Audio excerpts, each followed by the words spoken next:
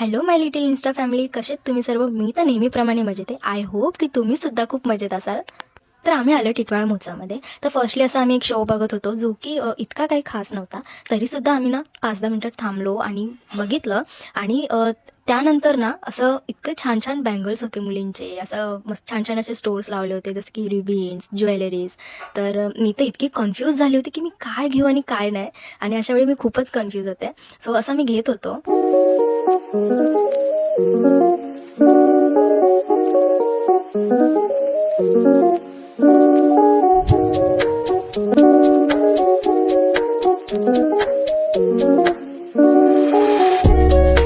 Wow! तर खरी मजा सुरू होते इथून. नाही, नाही, नाही. आकाश पाळण्याकडे तर मी बघितला पण नाहीये. पण असं मी वेगवेगळं बघत होतो. पण ना हां, ही राईड एवढी डिफरंट होती यावेळी, पण तितकीच ना स्कॅरी पण होती. नो, मी तर यात बसणार नाही. पण आशू तर फुल तयारीत चालले. ग्रेट. हिम्मतवाली बंदी आहे. So bye Ashu, good luck. Bye.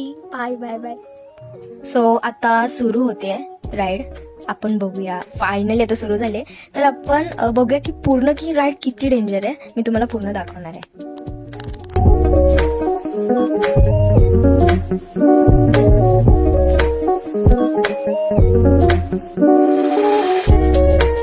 अरे यार, ही तर सुरुवात आहे.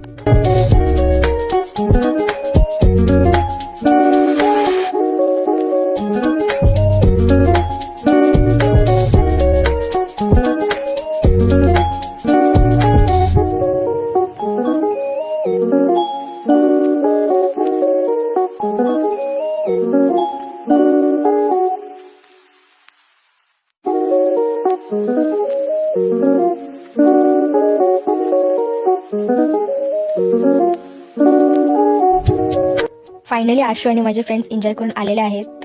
सो खोटी बोलते की मी घाबरली नाही. हा, तर त्याच्यानंतर मला ना ह्या राईडमध्ये बसायचं होतं, जी की एकदम सिम्पल वाटत होती. बसली तर खरी मी, पण जसं मी ना एक्सेप्ट केलं होतं ना, तशी ती राईड नव्हती. खूप ती पण स्कॅरी निघाली.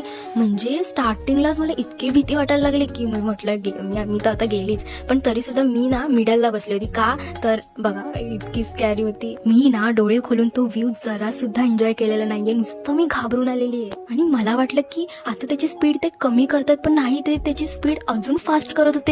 मी म्हटलं मी तर आज गेली. सो अशा प्रकारे आशू आणि ईशा मस्त एन्जॉय करून आलेले आहेत. पण मी तर खाली उतरून आधी शोरच करत होते की मी जिवंत आहे की नाही. त्यानंतर आम्ही असं मस्त फ्रूट चॅट ट्राय केला. मला इतका नाही आवडला. हा, पण त्याच्यानंतर मग आम्ही पुन्हा असा शो बघितला आणि त्यानंतर आम्ही घरी निघालो. सो अशा प्रकारे हा ब्लॉग इथेच संपत आहे. सो आता आपण भेटूया नेक्स्ट ब्लॉग मध्ये. बाय.